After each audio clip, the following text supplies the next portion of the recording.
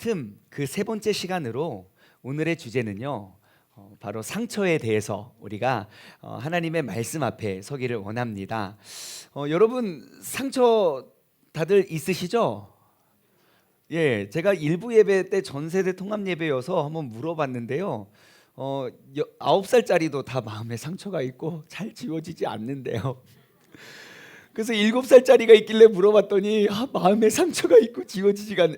성훈아, 혹시 마음에 상처가 있니? 있대요. 세상에 상처가 저 어린아이들도 다 있어요. 아마 5살 난 저의 딸에게 한번 물어봐도 마음에 상처가 있지 않을까 싶어요. 여러분, 상처가 쉽게 지워지시나요? 아니죠. 제가 이런 말씀 드려서 죄송한데 상처는 어렵게도 지워지지 않습니다.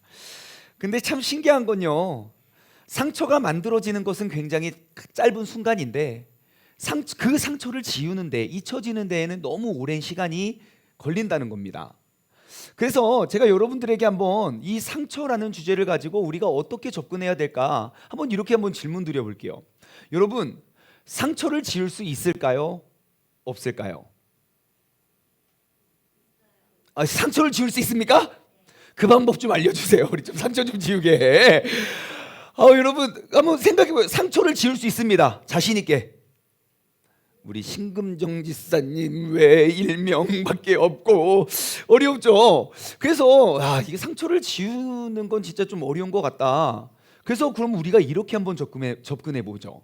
여러분, 상처를 이길 수는 있을까요? 내게 새겨진 상처를 지우는 거는 어려워 보여도 상처가 있지만 내가 그것을 이기면서 살아갈 수는 있을 것 같아 보입니다.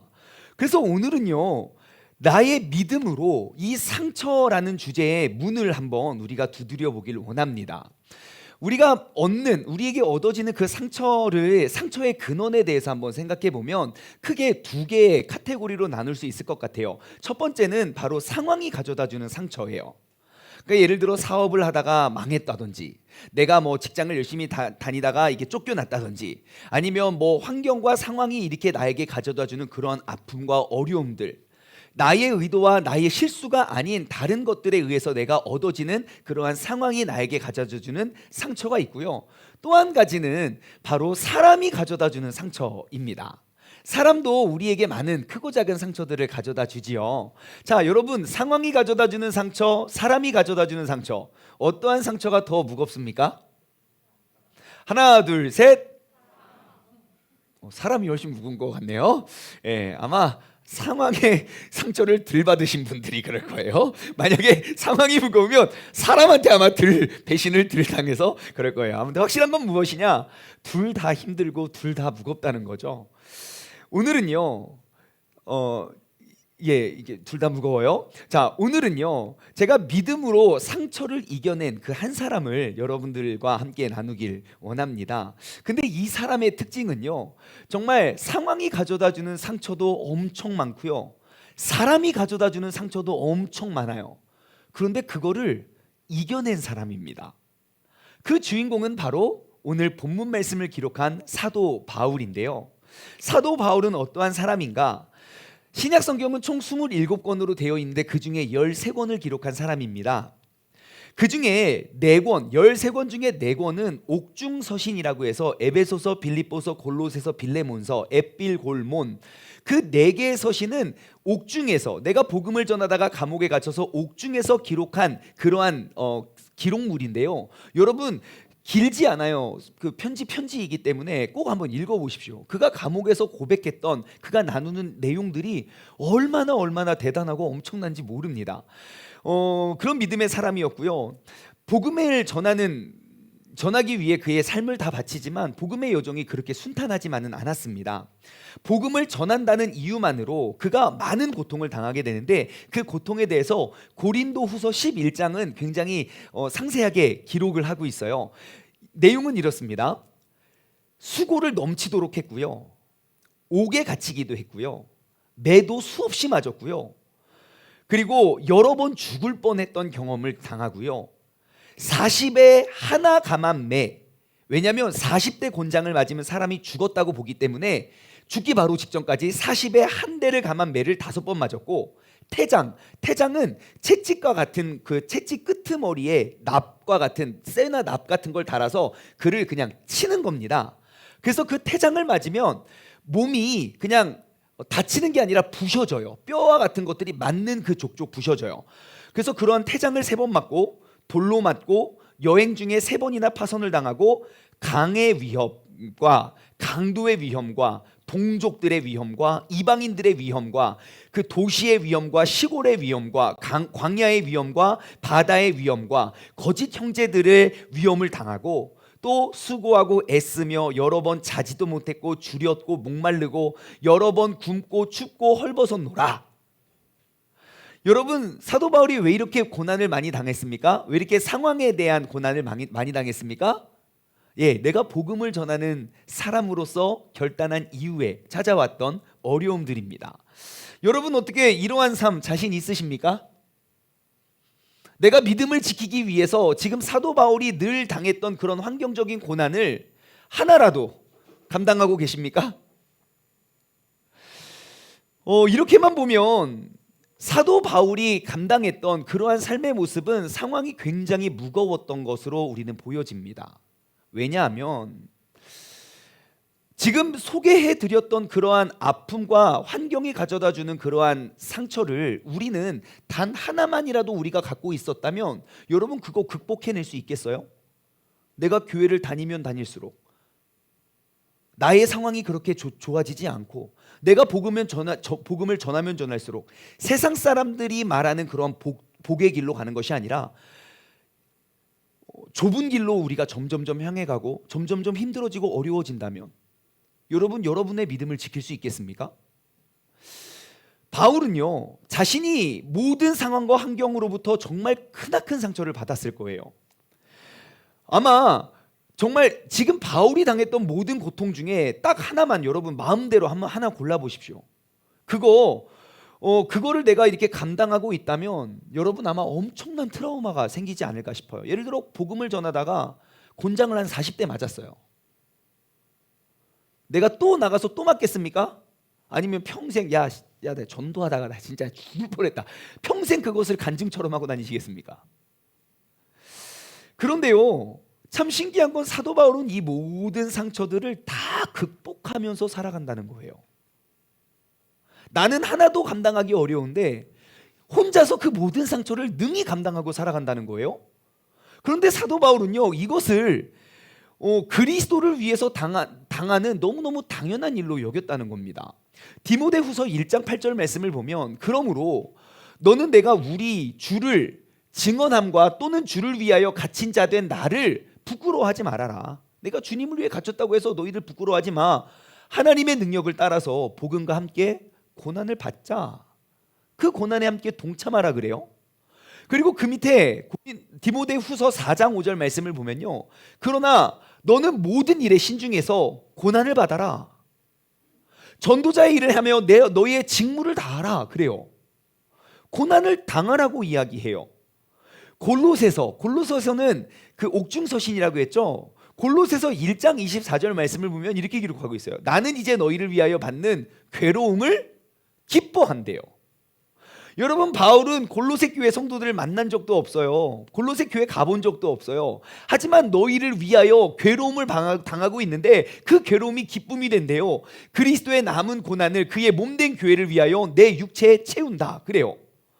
여러분, 그리스도의 남은 고난을 나의 육체에 채우기 때문에 내가 당하는 고통은 나의 것이 아니라 그리스도께서 책임져 주신다는 그러한 원리입니다. 바울은요, 환경적으로 어떠한 상처를 가져다 주어도 그것이 상처가 되지 않았어요. 왜냐? 그가 당하는 그 억울한 상처는 그리스도께서 남겨놓으신 상처, 나를 죄와 사망으로부터 구원해 주신 그 구원의 경륜을 이루기 위해 내가 그리스도 대신 감당할 수 있는 상처로 여겼기 때문입니다. 사도 바울은 수많은 상처를 입었습니다. 그래서 늘 눈치 보고요, 늘 주눅들면서 살았을까요? 사도 바울이 그랬었을 것 같습니까? 많은 상처들이 사도 바울의 인생을 더 괴롭고 어렵게 만들었다고 생각하시면 여러분 큰 오산입니다. 아이러니하게도요, 바울은 세상 어느 누구와도 비교할 수 없을 만큼 샘솟는 넘치는 기쁨을 나누면서 살았습니다. 심지어 그가 감옥에 갇혀 있을 때에도 감옥 밖에 있는 사람들을 위로할 정도로요. 왜 그랬을까요? 우리는 하나도 감당하기 어려운 상처를 수십 개씩 감당했는데요. 가만히 생각해 보면 원리는 이렇습니다. 여러분, 그가 감당했던 많은 상처는 그를 약하게 만들고 불안하게 만드는 게 아니라 그를 더욱더 강하게 만들어 주었습니다. 그가 받았던 많은 상처가요, 바울을 더욱더 담대하게 만들어서 어떠한 상처를 당해도 내가 능히 감당할 수 있게 만들어 주었다는 거예요. 혹시 이 가운데 아이가 한 명이신 분 계십니까? 한 명의 아이를, 한 명, 어떻게 애 기르는 게 아주 쉽고 행복하십니까? 아니면 힘듭니까? 많이 힘들죠. 예, 정말 많이 힘들어요. 제가 이제 첫째 아이를 낳았을 때요, 정말 화목하고 아름답고 행복했던 우리 둘의 아름다운 가정이 전쟁터로 변해기 시작했습니다. 예, 태어났는데 애가 그냥, 아니 먹여주면 먹을 것이지 먹을 걸 왜 토하는 거예요 또. 아니 졸리면 자야 되는 거 아닙니까? 그 졸려서 눕혀놓으면 졸리다고 찡찡거리고 눕혀놨다고 찡찡거리고, 아니 뭐 어떻게 집안의 평안이 사라졌습니다. 얼마나 정신없고 시끄럽고 더럽고 막 온 집안이 난리가 나요. 그러다가 둘째 아이가 생겼고 지금은 셋째 아이를 기르고 있습니다. 가끔씩 첫째 둘째를 어디다 맡기잖아요, 할머니 댁에. 셋째 한 명 있어요. 지금 한창 괴롭고 힘든 나이에요. 아직 인간답게 혼자 직립보행을 못하는 그러한 상태임에도 불구하고 가정이 얼마나 화목하고 평화로운지 모르겠어요.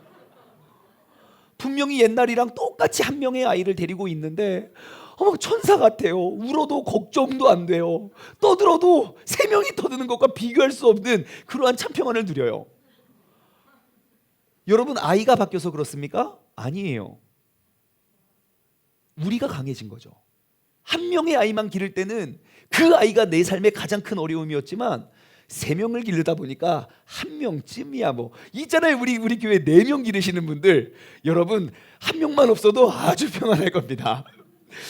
자, 혹시 유독 나에게만 크고 작은 상처들이 몰려오고 왜 다른 사람들은 이러한 어려움들 다 넘어가는데 왜 나는 그거 다 걸려 넘어가는가 생각하시는 분들이 계시다면 여러분 이렇게 생각하십시오. 아, 내가 강해지고 있구나. 내가 지금 더 담대해지고 있구나. 하나님께서 나를 귀히 사용하시고자 나를 훈련시키고 있구나. 여러분, 우리가 어려움이 많으면 많을수록 더욱더 강해지고 담대해진다는 사실을 기억하시기 바랍니다. 그런데 그거 아십니까? 사도 바울이 받았던 그 상황이 주어진 상처가 엄청 크고 무겁잖아요. 그런데 사도 바울은 상황이 가져다 주는 상처보다 더 큰 상처를 사람들로부터도 받았습니다. 사도행전 8장과 9장을 딱 넘어가면 정말 사도행전의 큰 이야기가, 그러니까 스토리가 크게 이제 딱 반전을 이루는데요. 사도행전 8장까지만 해도 예수 믿는 사람들을 다 잡아 죽이겠다고 막 선포하고 돌아다녔던 그런 바울이 사도행전 9장에 딱 넘어가면서, 다시 말해 예수님을 내 인격적으로 경험한 다음부터 그는 완전히 180도 다른 삶의 모습을, 말과 행동을 하게 됩니다. 그리스도인들에게는 핍박하는 그런 핍박자여서 그리스도인들은 사도 바울을 다 피했고요. 유대인들에게는 배신자가 되어버린 거예요. 그래서 사도행전 9장 23절 24절 말씀을 보면 여러 날이 지났습니다. 유대인들이, 그러니까 이제 9장이니까 이제 회심을 한 다음에 며칠이 지난 다음에 유대인들이 사울을 죽이기를 공모합니다. 모여서 회의를 해요. 어떻게 하면 저 사람 죽일까? 그 계교가 사울에게도 알려져요.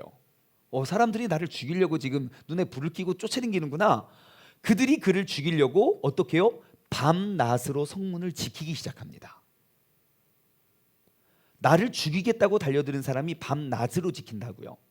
뿐만 아니라 그 밑에 26절 보면요, 이제 사울이 그 사람들을 피해서 도망가서 예수님의 제자들에게 갑니다. 예수님의 제자들을 사귀려고 하지만 다 두려워하여서 그가 제자됨을 믿지도 않아요. 이쪽 부류는 나를 죽이려고 달려들고 이쪽 부류는 내가 변화되어서 나 이제 죽게 생겼다고 하니까 나를 품어주지 않는 거예요. 그 밑에 29절 말씀 보면요, 또 주 예수의 이름으로 담대히 말하고, 이번에는 유대인인데 헬라파 유대인입니다.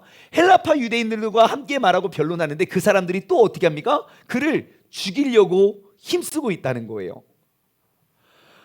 이렇게 보니까 사도 바울을 죽이겠다고 결의를 다진 사람들이 유대인, 그리고 그리스도인, 그리고 헬라파 유대인까지, 그들이 어떻게든 사도 바울을 죽이기로 결의를 합니다. 어떻게 얼마나 크게 결심하는지 아십니까? 사도행전 23장 12절부터 14절 말씀을 보면요, 날이 샘에 유대인들이 이제 당을 지어서 맹세를 합니다. 여러분, 우리가 그냥 맹세하는 것과 유대인들이 맹세하는 것에는 정말 큰 차이가 있습니다. 왜냐하면 유대인들은 헛되이 하나님께 맹세하지 말라는 하나의 명확한 율법을 지켰기 때문에 내가 맹세는 헛되이 하지 않았고 그 맹세는 반드시 지켰습니다. 그 율법에 흠이 없었던 유대인들이 맹세를 했는데 뭘 했습니까? 내가 바울을 죽이기 전까지는 먹지도 않고 마시지도 않겠다. 근데 그 동맹한 사람이 40여 명, 나 바울 죽을 때까지 단식할 거야. 그러니까 나도 40명 모였어요. 그래가지고 이것을 어떻게 하냐? 대제사장과 장로들에게 가서 또 이야기를 합니다. 뭡니까? 그 도시와 나라를 지키고 또 이끌어냈던 그러한 위대한 리더들에게 알려요. 엄청 생색내는 거죠. 나 지금 굶어 죽고 있다. 빨리 그 사람 빨리 죽여달라 이거죠. 여러분, 우리도 TV를 이렇게 보면 가끔씩 그러니까 뭐 고위층 간부들이나 뭐 정치인들이 이렇게 시위하는 거, 단식 투쟁하는 모습 우리 보잖아요. 단식 투쟁 몇 명씩 합니까? 대개 한 명씩 해요. 근데 그 한 명이 단식 투쟁하는데요, 막 나라가 흔들흔들 거려요. 그만큼 관심을 갖고 그만큼 사람들이 이렇게 모인다고요. 근데 지금 40여 명이 사도 바울 죽이겠다고 대제사장과 장로들한테 막 보고하면서 그렇게 단식 투쟁을 하고 있으니 온 나라가 어떻게 됐겠습니까? 여러분, 사도 바울이 어떻게 생활을 했을까요? 아마 고개 들고 다니지도 못할 뿐더러, 여러분, 이렇게 사람으로부터 받는 상처, 여러분 아시죠? 내가 나를 죽이겠다고 덤벼드는 사람 말고 그냥 나를 미워해 주는 사람, 내가 미워하는 사람 말고, 나 그 사람 좋아요. 하지만 나를 미워해 주는 사람 한 명만 있어도 여러분 삶에 낙이 없어집니다. 예? 그 사람 생각만 나도 밥 먹다가 막 나를 미워해 주는 사람 한 명만 있어도 그런다니까요. 근데 내가 죽을 때까지 단식하는 사람 40여 명 두고 여러분 살아갈 수 있겠습니까? 아마 바울은 사람들로부터 상처 역시 굉장히 무거웠을 겁니다. 어떻게 그 상황과 어떻게 그 사람들을 어떻게 감당하고 짊어지면서 이겨낼 수 있었을까요? 제가 한번 상상해 봤어요. 사도 바울을 보면서 만약에 나에게 이러한 일들이 벌어지면 나는 어떻게 할까? 여러분, 이렇게 생각해 봅시다. 만약에 제가 잘잘못을 떠나서 저를 죽이겠다고 많은 사람들이 저를 막 쫓아다니고 있어요. 교회에 오는데 막 사람들이 돌아다니면서 장충만 받냐고, 왜요? 막 이상한 소문을 막 퍼뜨려요. 진짜고 아짜고 뭐 그건 중요하지 않아요. 막 그걸 막 퍼뜨리면서 내가 장충만 죽을 때까지 내가 지금 삐쩍 마른 거 안 보이냐고, 지금 여태까지 한 30일 굶었다고, 내가 죽일 때까지 안 먹겠다고 막 그래요. 그래도 내가 또 여기서 예배를 드리는 곳이니까 예배를 드리기 위해서 딱 왔는데 여기 앞에 막 사람들 피켓 들고 장충만 죽어라 죽을 때까지 우리 굶어 죽인다 막 그러면서 막 시위하고 있다고 칩시다. 여러분, 제가 그러면 사역 당장 그만둬야 됩니까? 계속 해야 됩니까? 대답해 보세요. 저 잘못 안 했어요. 근데 사람들이 날 죽인다고 이렇게 서 있어요. 어떻게 나 주의 길 내려놔야죠? 차마 저를 두고 대답을 못하겠죠. 그럼 이렇게 한번 질문해 드릴게요. 그러면 여러분, 우리 교회가 만약에 그러한 루머에 휩싸이고 있다면 여러분, 이 교회에 더 열심히 와서 저를 위해 기도해 주시겠습니까? 아니면 소문 듣고 교회를 떠나겠습니까? 진짜 사람들 여기 앞에서 그렇게 피켓 들고 서 있으면 여러분 어떻게 하시겠냐고요? 물어봐야 다 헛소문이에요. 물어봐야, 알아봐야 다 사람들 말이에요. 사도 바울이 이렇게 삶을 살아갑니다. 나는 잘못한 거 하나도 없어요. 하지만 나는 그 모든 상황 속에서 그 괴로움을 당하고 모든 사람들로부터 그렇게 배신을 당하고 죽음의 문턱 앞에서도 그는 살아가요. 근데 참 신기한 건 이러한 모든 상처들을, 이 두 가지의 둘 다 똑같이 무거운 이러한 상처들을 능히 감당하고 여전히 복음을 전하는 삶을 살아간다는 거예요. 이게 어떻게 가능했을까요?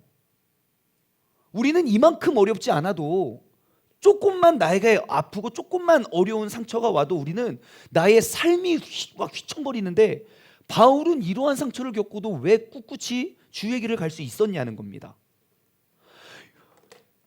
만약 바울이 이 어려움을 극복해낸 그런 원리를 우리가 발견한다면, 여러분, 우리의 삶에 나의 삶을 무너뜨릴 그러한 상처는 없을 수 있지 않겠습니까? 그래서 오늘은 그 바울이 기록한 그 에베소서에 기록되어 있는 그 바울의 기도 제목을 통해서 우리가 한번 그 원리를 찾아가 봤으면 좋겠습니다. 여러분, 에베소서 오늘 본문 말씀은 사도 바울의 기도문입니다. 근데 이 기도문에 제가 좀 또 말씀드리면, 여러분 지금 이 틈 제가 한 가지 부탁드린 게 뭐죠? 에베소서를 50번이든 100번이든 한번 읽어보자고 했죠. 여러분 진짜 읽어보십시오. 그러면 정말 내 삶의 크고 작은 문제들의 답을 얻을 수 있어요. 왜 하나님 말씀 안 믿고 왜 자꾸 뻐기고 괜히 힘들어하고 막 괴롭다고 그러지 마시고 한번 진짜 읽어보세요. 작정하고. 내가 이거 50번 6장밖에 안 된다니까요. 예? 50번이든 100번이든 한번 읽어보면 답을 찾을 수 있습니다. 아무튼 자, 오늘 본문 말씀 3장에 보면요, 14절 바로 앞에 13절에는 이런 말씀이 기록되어 있어요. 바울의 기도문인데 그 기도의 배경이에요. 또 그러므로 너희에게 구하노니 너희를 위한 나의 여러 환난에 대해서 낙심하지 말아라. 지금 내가 너희를 위해서 너무너무 큰 환난 속에 있는데, 이제 내가 당하는 그 환난에 대해서 걱정하지 마. 나 멀쩡하고 나 모든 상처 다 감당할 수 있으니까 걱정하지 마. 이것은 너희의 영광이니까 걱정하지 마 라고 이야기를 합니다. 그런 환난의 상황 속에서 바울이 기도하는 그의 기도 제목을 우리가 한번 통해서 우리가 이 환난을 이겨낼 수 있는 그 힘을 얻길 소망합니다. 첫 번째, 바울이 상처를 극복해냈던 첫 번째 방법은요, 바로 그는 상처의 순간에 하나님 앞에 섰다는 것입니다. 뭐라고요? 하나님 앞에 섰다. 그가 당하는 상처의 순간에 그는 그 상처를 주는 사람 앞에 선 것이 아니라 나를 죄에서 구원해 주신 하나님 앞에 섰습니다. 여러분, 내가 같은 나이지만 내가 누구 앞에 서느냐는요, 나의 또 다른 능력을 이끌어내고 만들어줍니다. 저는 축구를 참 좋아해서 손흥민 선수를 되게 좋아합니다. 잘해서 좋아해요. 옛날엔 박지성 선수를 제일 좋아했고요. 잘하는 사람을 제일 좋아하게 돼요. 손흥민 선수의 경기를 쭉 보면 좀 달라요. 그러니까 뭐 어떤 이벤트, 어떤 행사를 위해서 한 때랑, 그리고 본인에게 막 몇백억씩 연봉을 주는 그 팀의 이름을 걸고 할 때랑, 또는 정말 대한민국을 대표해서 국가대표로 축구를 할 때랑 분명히 똑같은 사람인데 그의 능력치가 달라요. 이벤트로 할 때는요, 그냥 술렁술렁 쉽게 합니다. 그리고 자신에게 1년에 몇백억씩 연봉을 주는 그 팀 앞에서 할 때는요, 정말 최선을 다해 열심히 합니다. 정말 몸이 부셔져라 뛰어요. 그런데 대한민국을 대표해서 가슴에 태극기를 달고 뛰면요, 목숨 걸고 합니다. 지난 월드컵 때 기억나시나요? 와, 진짜 목숨 걸고 뛰더라고요. 그래서 그 손흥민의 인터뷰 때 그랬어요. 주장이잖아요. 근데 항상 내가 이 국가대표 유니폼을 입으면 내 가슴에 붙어있는 그 태극기가 너무 무겁대요. 똑같은 나이지만 내가 누구 앞에 서느냐에 따라서 그 기량이 달라져요. 여러분, 내가 그 상처의 순간에 내가 누구 앞에 서느냐에 따라서 나는 그 상처를 능히 이겨낼 수도 있고 그 상처를 감당하지 못할 수도 있습니다. 내가 상처를 이겨내는 방법이요, 내가 그 상처의 순간에 하나님 앞에 서시기를 바랍니다. 이렇게 생각하시면 돼요. 예를 들어 어떤 선생님이 학교 아이들에게 숙제를 내요. 야, 이 교실에 돌아! 니들 다 치워놔! 내가 올 때까지 다 치워놔! 하고 나갔어요. 애들이 어떻게 선생님 나가면 청소를 열심히 합니까? 안 하죠. 막 다 놀아요. 근데 정말 성실하고 착한 충만이는 막 혼자 열심히 땀을 뻘뻘 흘리면서 청소를 하는 거예요. 막 청소를 막 열심히 청소를 하고 막 집중해서 청소를 하고, 보니까 고개를 딱 들어보니까 세상에 나만 청소하고 다 놀고 있는 거예요. 억울하죠. 상처를 받죠. 명령은 똑같이 받았는데 나만 고생하니까 열받아가지고 에이씨 이놈의 청소 비자 해서 던지려고 딱 하는데 갑자기 뒤에 선생님의 음성이 들려. 어머, 우리 충만이 혼자만 청소를 다 하고 있구나. 야, 너 진짜 멋있다. 그 선생님 앞에 내가 딱 서는 순간 어떻게 합니까? 집어 던질 빗자루를 더 열심히 쓰겠죠. 아니에요 선생님, 이거 아무것도 아니에요. 저 더욱더 많은 거를 할 수 있어요. 똑같은 사람, 똑같은 상황입니다. 하지만 내가 누구 앞에 서느냐에 따라서 그 상황을 능히 기쁨으로 이겨낼 수 있느냐, 그 상황 속에 무너지느냐의 차이가 그곳에 있습니다. 지금 에베소서를 보고 있는데 에베소 1장 1절은 이렇게 기록해요. 하나님의 뜻으로 말미암아 그리스도 예수의 사도된 나 바울은 그래요. 사도 바울은요, 하나님의 뜻, 그 하나님의 계획, 하나님의 영광을 위해 사도로 부름 받았다. 사도는 보내심을 받은 자예요. 다시 말해, 나 같은 죄인, 그렇게 기독교인들을 핍박하고 잡아 죽였던 그 사람을 하나님께서 은혜로 나를 구원해 주시고 나를 믿고 예수 그리스도의 사역에 동참하기 위하여 나를 보내주신 그 주님의 시선을 늘 기억했다는 거예요. 여러분, 나에게 상처가 되는 그 상처의 순간에 꼭 하나님의 시선을 의식하시기 바랍니다. 그 상처는 나를 죽이기 위한 것이 아니라 나를 더욱더 강하게 만드는 도구이기 때문입니다. 바로 그때에 내가 하나님 앞에 서서 우리가 능히 감당할 수 있는 믿음의 사람 되기를 소망합니다. 상처를 극복해냈던 두 번째 방법은요, 바로 사도 바울은 상처의 상황 속에서 그는 무릎 꿇고 빌었다는 거예요. 뭐 했다고요? 무릎 꿇고 빌었다.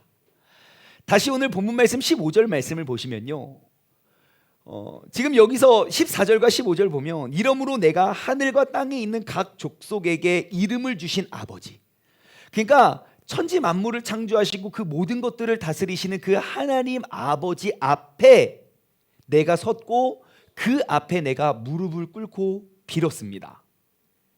하나님 앞에 선 바울의 자세, 그의 태도는요, 무릎을 꿇고 빌었습니다. 이것은 무엇을 의미합니까? 내가 언제 무릎을 꿇고 어디서 빕니까? 나의 죄를 인정하고 시인하는 거죠. 그리고 내가 무릎 꿇고 엎드린다는 것은 나의 주인을 인정하는 거겠죠. 아무리 내가 억울해도 종은 주인에게 탓할 수가 없습니다. 내가 막 대들고 막 하는 거는 당신과 나와의 동등한 신분일 때나 가능한 것이지, 종은 주인 앞에 아무리 종이 억울해도요, 엎드리고 빌 수밖에 없습니다. 사도 바울이 그러한 억울한 절망적인 낭망할 상황 속에서 그가 능히 이겨낼 수 있었던 이유는 하나님 앞에 내가 무릎을 꿇고 나의 죄를 고백하고 인정하고 그리고 내가 하나님의 종임을 고백했다는 거예요. 그래서 사도행전 22장 3절과 4절 말씀을 보면요, 자신을 소개해요. 나는 유대인으로 태어났고 길리기아 다소에서 났고 이 성의 자라 가말리엘의 문화에서 나는 이렇게 저렇게 배웠고 오늘 너희처럼 하나님에 대해서 열심히 있었던 사람이다. 하지만 사도 바울이 천부장 앞에서 신문을 당할 때 사도 바울은 늘 항상 서론에 이러한 자신의 죄를 고백합니다. 내가 이 돌을 박해하여 사람을 죽이기까지 하고 남녀를 결박하여 옥에 넘겼던 사람이 나입니다. 사도행전 26장에도 또 한 번 재판을 받아요. 그 재판은 이제 헤롯 아그리빠 그 왕 앞에서 이제 신문을 당하는데 또 사도 바울은 이렇게 자신의 죄를 고백해요. 나도 나사렛 예수 이름을 대적하여 많은 일을 행하여 될 줄 생각하고 예루살렘에서 이런 일을 행하여 대제사장들에게 권한을 받아가지고 많은 성도들을 옥에 가두었고 또 죽일 때에 내가 찬성 투표를 하였고 또 모든 회당에서 여러 번 형벌하여 강제로 모독하는 말을 하게 되고 그들에게 대하여 심히 격분하여 외국 성에게까지 가서 박해를 해왔다. 내가 재판을 당하고 억울한 누명 속에 설 때마다 나의 죄인됨을 고백합니다. 뿐만 아니에요, 갈라디아 교회 성도들에게도 이렇게 이야기해요. 내가 이전에 유대교에 있을 때 행한 일을 너희가 들었거니와 하나님의 교회를 심히 박멸하여 멸하였다. 나 그런 사람이다. 디모데전서 1장 12절과 13절, 나를 능하게 하신 그리스도 예수 우리 주께 내가 감사하는 이유는 나를 충성되게 여겨서 내게 직분을 맡겨주셨다. 사도라는 직분을 맡겨주셨죠. 내가 전에는 비방하는 자요, 박해하는 자요, 폭행하는 자였다. 그래요. 여러분, 사도 바울은 나를 구원해 주신 그 예수 그리스도의 그 구원 앞에서 나는 늘 빚진 자로 살아갔다는 거예요. 여러분 우리도 죄 짓죠. 우리도 회개하죠. 여러분 사도 바울 회개했을까요? 안 했을까요? 당연히 했죠. 회개 한 번 했다고 나는 그 죄에 대해서 더 이상 거론하지 말라고 손가락질하지 않습니다. 하나님, 나 이 죄에 대해서 옛날에 회개했잖아요. 내가 그것 때문에 얼마나 괴로웠는데요.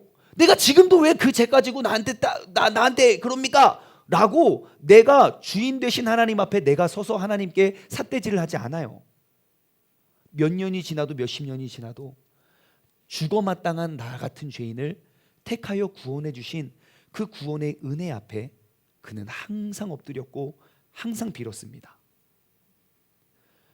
여러분, 우리가 그 나를 짓누르는 그러한 어려운 상황 속에서 우리가 능히 감당하기 위해서는요, 여러분 내게 부어주신 그 은혜의 순간을 늘 기억하시고 그 은혜 앞에 우리는 엎드려야 됩니다. 여러분, 이번 한 주를 살아가실 때, 또 오늘 하루를 살아가실 때 분명히 나에게 상처가 되는 상황이나 사람이 있을 수가 있겠지요. 있을 수 있을 거예요. 여러분 꼭 그때 이 대목을 적용해 보십시오. 억울하고 분하고 열받고 할 때 사도 바울과 같이 하나님의 시선을 내가 인식하고 그리고 한번 고백해 보십시오. 하나님, 나 원래 아무것도 없었던 사람이었습니다. 그래도 이만큼이라도 버티는 게 주님의 은혜입니다. 하나님 보고 계시죠? 저 사람 아무 이유 없이 나 욕하고 다녀요. 사실도 아닌 것 가지고 너무 욕을 부풀려요. 그런데 하나님, 나도 예전에 누군가를 욕하며 살았던 사람입니다. 그런 나를 택하여 주님의 전도자로 삼아주심에 감사드립니다. 하나님, 저 너무 억울해요. 이 사람 나 배신했어요. 나 너무 사랑해줬는데 나를 배신했어요. 그런데 가만히 돌아보니 나도 옛날에 누군가를 배신한 적이 있는 똑같은 배신자입니다. 여러분, 이러한 하나님 앞에서 엎드림 속에 우리는 진짜 나의 모습을 발견하게 됩니다. 나의 모습을 하나님의 말씀에 비추어 발견하면 발견할수록 나는 죽을 수밖에 없는 죄인임을 깨닫게 됩니다. 내가 지금까지 지낼 수 있는 건 전적인 하나님의 은혜임을 고백하는 것이 모든 상처의 상황을 이겨낼 수 있는 힘이 되는 줄 믿습니다. 상처를 극복한 바울의 세 번째 비결, 바울은요 그 상처의 상황 속에서 영광의 풍성함을 따랐습니다. 한번 읽어볼까요? 시작.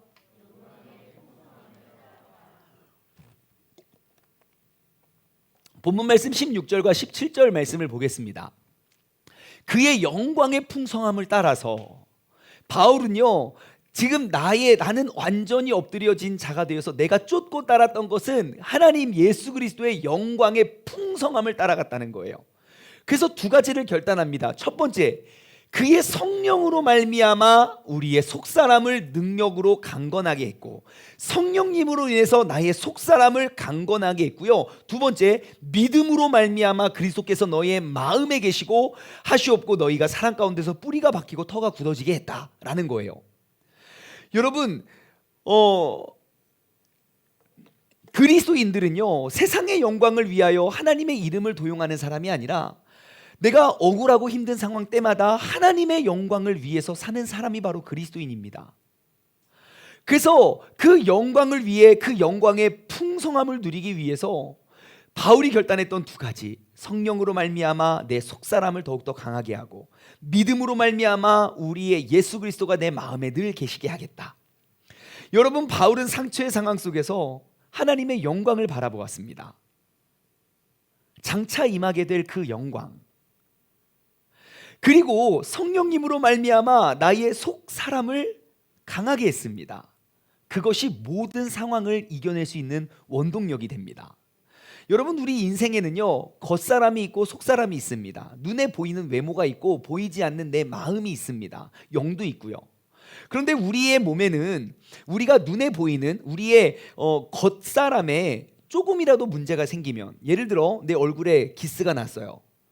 여러분, 이거 감추기 위해서 우리가 얼마나 신경을 많이 씁니까? 그죠? 주름이 생겨 얼마나 신경을 많이 씁니까? 예? 우리가 남들이 보지 않을 때 맨날 팩 이렇게 붙이고 주여, 오이도 붙이고 주여. 왜요? 우리가 피부가 안 좋지 않아서 보여지기 때문이죠. 또한 우리의 겉사람에 조금이라도 이상이 생기면요, 우리의 모든 신경이 거기에 쏠려요. 어디가 아프다?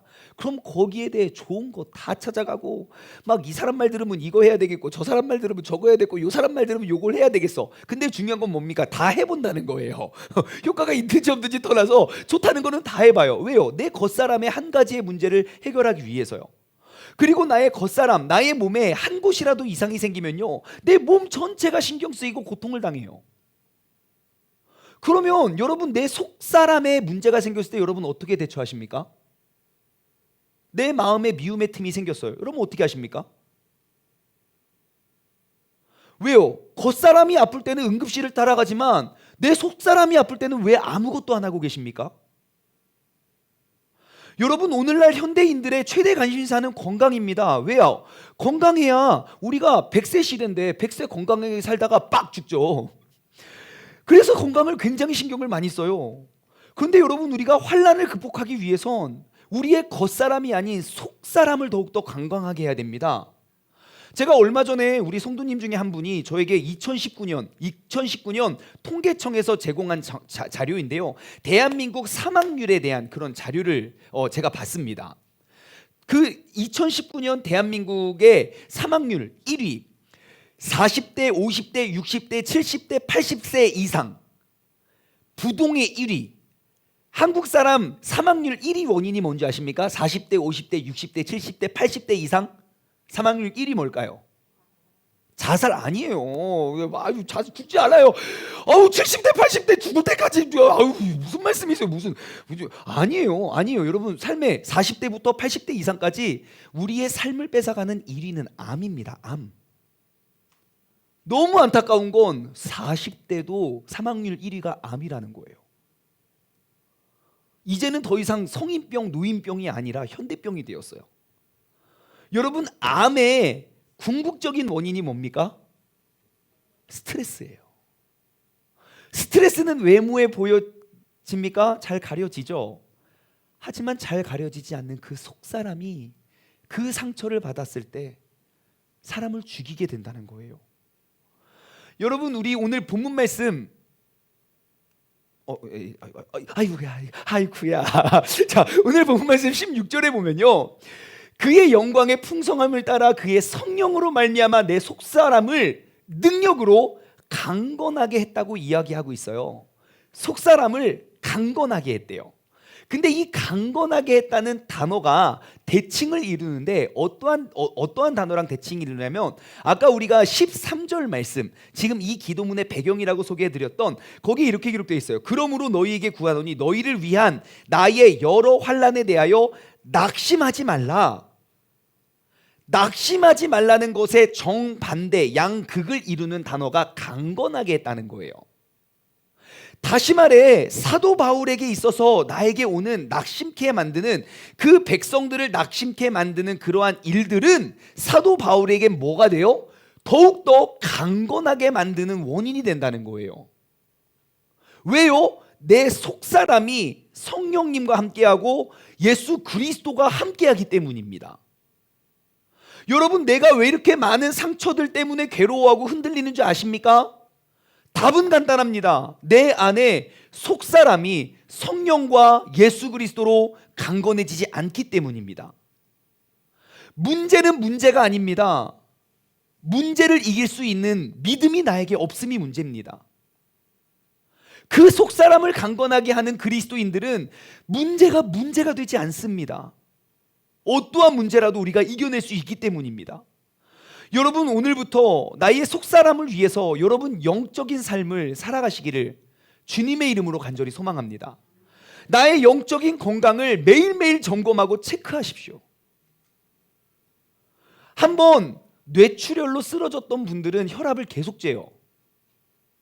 저희 어머니는 아직도 혈압을 매일 재세요. 나의 지금 상태가 어떤지 모르니까 그 혈압을 재요. 그렇다면 나의 영적인 상태를 점검하기 위해선 여러분, 우리의 영의 상태를 매일 점검해야 됩니다. 실패가 우리를 무너뜨리는 것이 아닙니다. 상처가 우리를 무너뜨리는 것이 아닙니다. 나의 믿음 없음이 나를 무너뜨리는 것입니다. 우리의 속사람을 강건히 하면 우리의 외적인 문제와 그런 상황과 사람들은 문제가 되지 않다는 사실을 기억하시기 바라요. 그래서 대안은 뭡니까? 너희가 사랑 가운데서 사랑 안에서 뿌리가 박히게 하래요.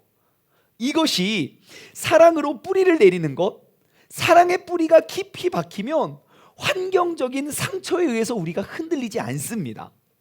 여러분, 사도 바울의 환경은요, 한시도 평안했던 적이 없거든요. 그런데 사도 바울의 마음은 한시도 불안했던 적이 없어요. 왜 그런지 아십니까? 나와 함께 사랑하는 그 사랑의 공동체의 뿌리가 굉장히 깊었거든요. 아무리 사람들이 나를 죽이려고 해도 그를 살려주고 피해주고 함께 예수 그리스도의 고난 앞에 목숨을 두려워하지 않는 그러한 사랑의 공동체가 있었기 때문입니다. 그래서 이것이 바로 바울이 상처를 극복한 마지막 네 번째 방법인데요. 바울이 모든 상처를 극복할 바울의 네 번째 방법은 모든 성도와 함께 했다는 것입니다. 오늘 본문 말씀 18절과 19절 말씀을 보면요, 능히 모든 성도와 함께 지식에 넘치는 그리스도의 사랑을 알았고 그 넓이와 깊이와 높이와 깊이가 어떠한지 어떠함을 깨달아 하나님의 모든 충만하신 것으로 너희에게 충만하게 하시기를 원하노라 그래요. 여러분, 바울의 삶에 바울을 쳤던 모든 상처와 모든 환경적인 인간적인 그러한 상처를 감당하면 감당할수록 사도 바울은 하나님의 더 크고 더 깊은 사랑을 깨닫게 돼요. 보통 이렇게 하면 사람들은 떠나던데 이 사람들은 왜 안 떠나지? 보통 이렇게 힘들게 하고 아팠으면 더 이상은 도전하지 말아야 되는데 왜 더 도전하지?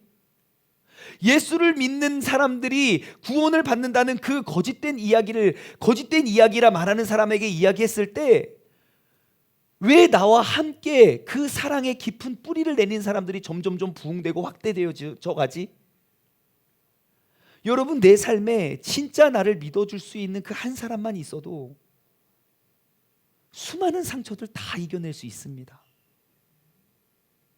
2019년도 제가 그 사망률 통계를 봤어요. 40대부터 80대 이상 사망률 1위는 암인데요. 10대, 20대, 30대 사망률 1위는 자살이에요. 40대, 50대 사망률 2위가 자살이에요. 다시 말해 10대부터 50대까지 그 스스로 목숨을 끊어가는 수많은 사람들이 오늘도 정말 나로 말미암아 깊은 사랑의 뿌리를 내려주는 그 한 사람이 없어서 그들은 스스로 그 모든 사람과 그 모든 상황들 속에서 스스로 목숨을 끊어가고 있다는 거예요. 여러분, OECD 국가 중에 OECD 국가 평균 자살률이 11.3명이래요. 근데 대한민국은 24.6명이에요. 독보적인 1위입니다. 2위, 3위 제가 봤는데 이름을 못 외울 정도로 이름도 모르는 나라 사람들이 그렇게 죽어가는데 대한민국은요 24.6명. 자살률이 제일 낮은 국가가 터키더라고요. 터키 3.6%인가? 여러분, 우리나라의 자살률이 이렇게 많은 젊은이들의 꿈을 앗아가는 이유가 뭐겠습니까? 정말 나와 마음을 통하고 고통을 함께 할 수 있는 그 한 사람을 경험하지 못하기 때문이 아닐까 싶습니다. 우리가 그리스도의 공동체를 통해서 발견해야 할 것, 우리가 그리스도의 공동체 안에서 우리가 찾아내야 될 것, 바로 지식에 넘치는 그리스도의 사랑을 알고 그 넓이와 깊이와 높이의 깊이가 어떠한지를 우리가 발견하는 것입니다. 여러분, 상처는 나를 죽이기 위해 덤벼들고 그것이 지우기가 어려워서 계속 나를 잡아 끌어내리는 도구가 아닙니다. 그 상처로 말미암아 우리는 예수 그리스도의 사랑의 더욱더 큰 깊이와 넓이의 크기를 우리는 확인할 수 있게 되는 줄 믿습니다. 사도 바울이 이 모든 상처를 극복해낼 수 있었던 원인, 그를 죽이려는 사람이 많아서가 아니라 그로 말미암아 새로워지는 예수 그리스도의 복음의 능력이 있었기 때문입니다. 말씀을 맺겠습니다. 여러분, 나의 상처가 될 만한 그러한 상황과 그러한 사람들 앞에서 여러분, 내가 하나님 앞에 서고 하나님의 시선을 느끼면서 나의 죄를 발견하고 그 영광의 풍성함을 우리가 모든 성도들과 함께 한다면, 여러분, 나를 쓰러뜨리고 나를 무너뜨릴 나의 삶과 마음을 흔드는 어떠한 상처도 우리에겐 문제가 되지 않습니다. 이것은 사도 바울의 믿음이 대단해서가 아니라 여러분, 우리 모두에게 주어진 말씀입니다. 하나님이 우리에게, 똑같은 하나님이 더 작은 상처도 우리는 능히 감당할 수 있도록 우리에게 약속의 말씀을 주셨다는 사실을 기억하십시오. 이제 그 상처의 틈을 메꾸길 원합니다. 내가 받을 상처가 두려워서 지금까지 나아가지 못했다면 여러분, 이제 두려워하지 마십시오. 상처는 나를 더 아프게 하는 도구가 아니라 나를 더 담대하게 만드는 도구이기 때문입니다. 우리의 믿음과 신앙, 여러분, 그것은 경험을 쫓아 나아가는 것이 아니라 말씀을 쫓아 나아가는 것임을 다시 한번 기억하십시오. 나의 경험이 하나님의 말씀 앞에 서지 못하도록 우리가 그 말씀을 가지고 나아가 모든 상처를 이겨나가기를 주님의 이름으로 간절히 소망합니다. 적용 질문을 드립니다. 첫 번째, 여러분, 이번 주에는요, 교회 안에서 받았던 상처가 무엇인지 한번 돌아보았으면 좋겠어요. 돌아보면요, 다시 열받을 거예요. 그때 여러분 꼭 생각해 보십시오. 혹시 내가 상처를 받았을 때 나는 누구 앞에 섰었는가? 아마 그러면 깨닫게 될 거예요. 내가 그 상처의 순간에 하나님 앞에 섰고 하나님의 시선을 의식하며 내가 엎드려 죄를 고백했더라면 나는 그것이 내 삶을 힘들게 하는 상처가 되지 않았을 것이라는 걸 깨달을 거예요.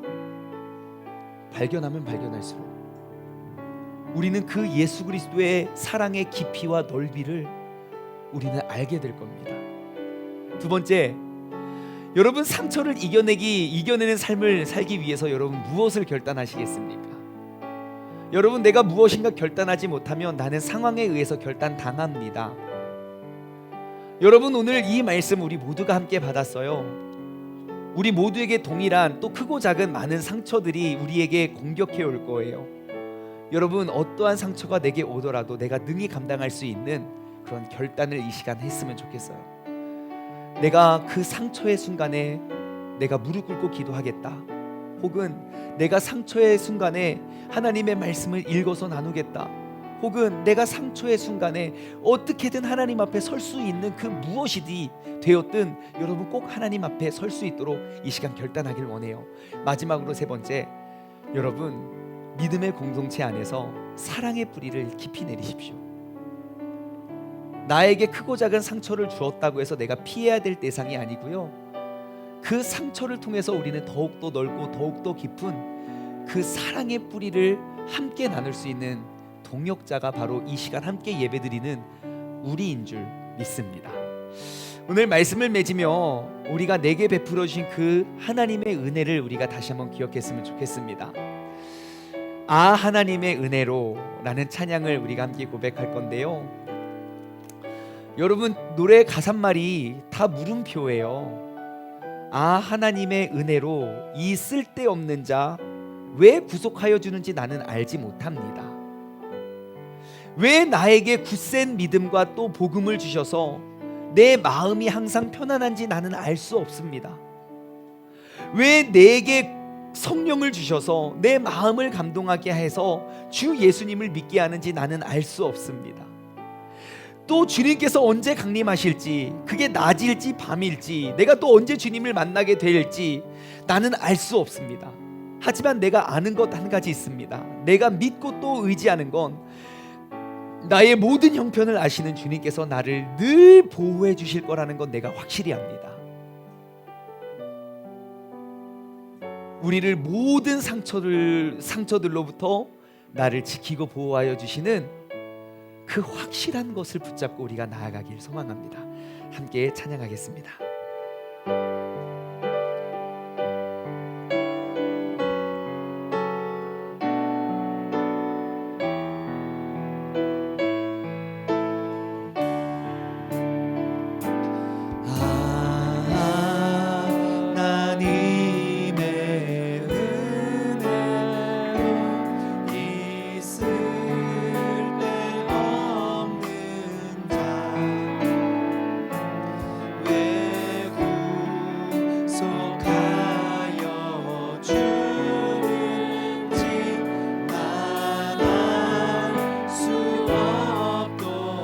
2절로 고백할까요? 왜 내게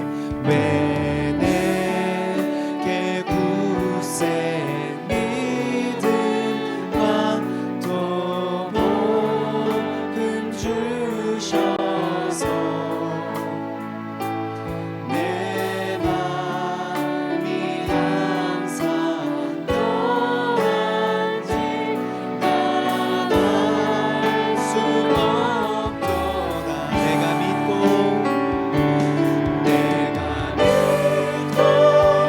또 의지하는 내 모든 영역 아시는 주님,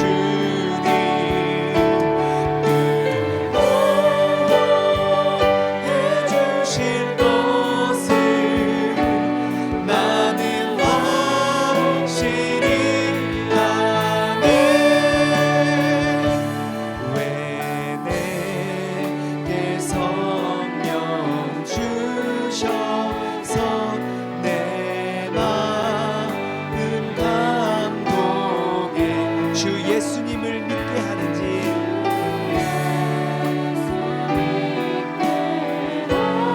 나는 알 수 없습니다. 내가 믿고 또 의지하는 내가 믿고 또 의지하는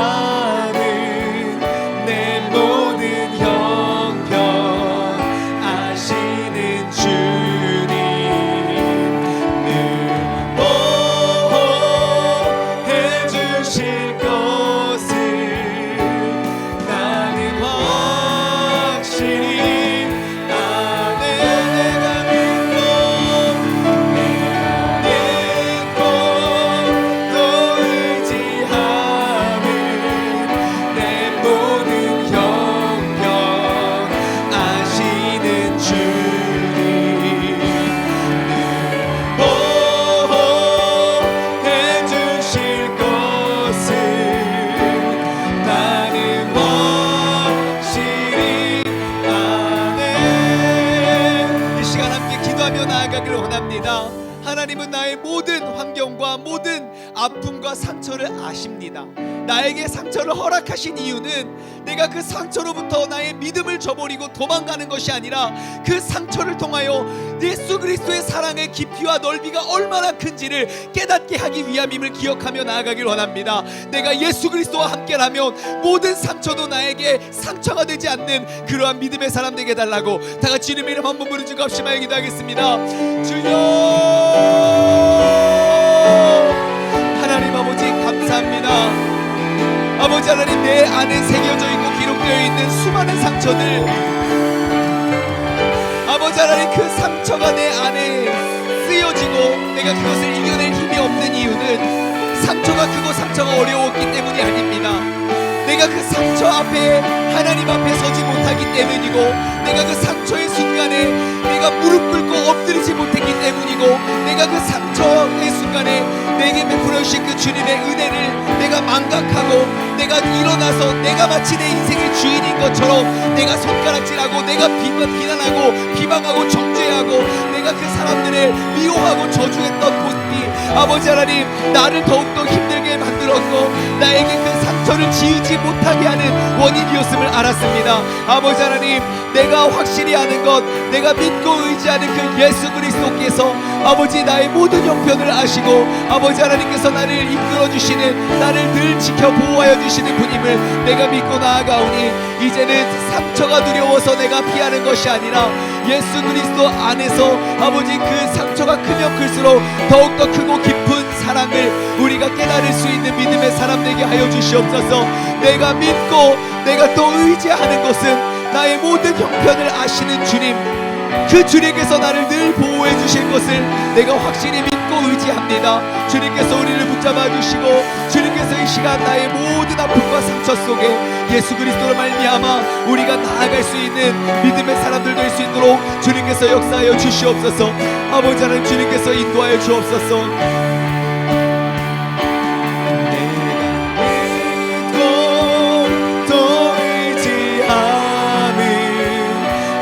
모든 형편 아시는 주님, 시는 주